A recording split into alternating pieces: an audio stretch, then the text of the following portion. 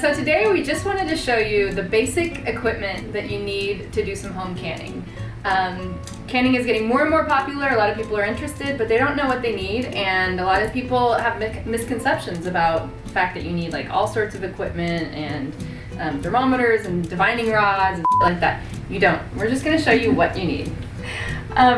Your basic investment is going to be anywhere from $30 to $50 for your jars and your canning equipment. You can get all that equipment anywhere from Amazon, online. You can get it at Target, some of your local grocery stores, and your local hardware stores.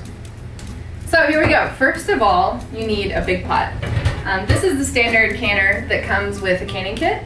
Nothing special about it really, except the fact that it's a big old pot. So if you have something like this at home that's big enough, all you need is a pot that you can put jars in and have at least an inch of boiling water over the top of it. So if you have something like this, that would work great. You don't need to buy the pot. You know, our beginning canning guide is for people who just want to do 1 or 2 jars. So to begin with, the first piece of equipment you need is a jar lifter. This is really going to help when you're pulling the jars out of the boiling water. Another piece of equipment that is really handy is the lid lifter.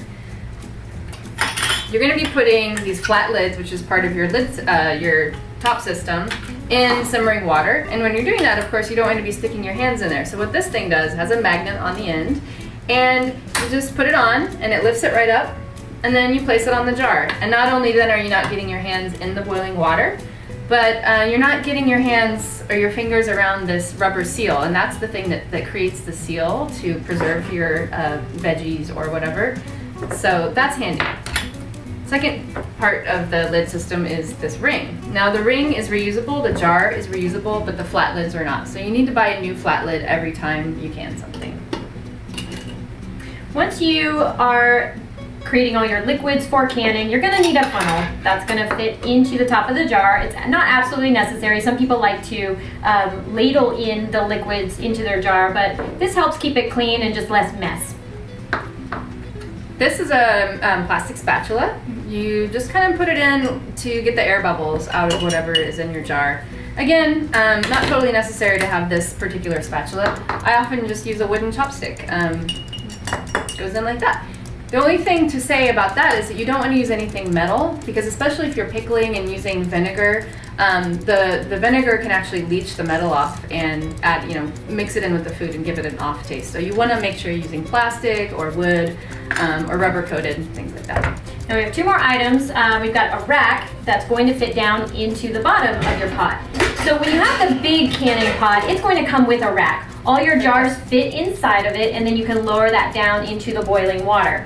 But if you're just doing 1 or 2 jars at home, you can actually create your own rack down inside of your pot just by laying rings down inside.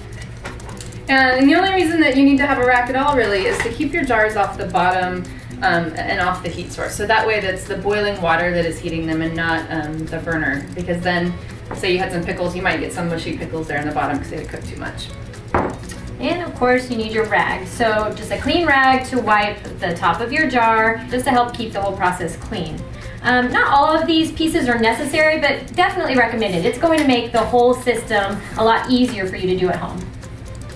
So that's it, right? That's all we need. Yeah, that's all we need. So be sure to check out our next video. We're going to be showing you the whole process for canning and how you actually use all this stuff. And for other tips or inspirations, check out our website at www.thecancangirls.com. Thanks. Bye-bye.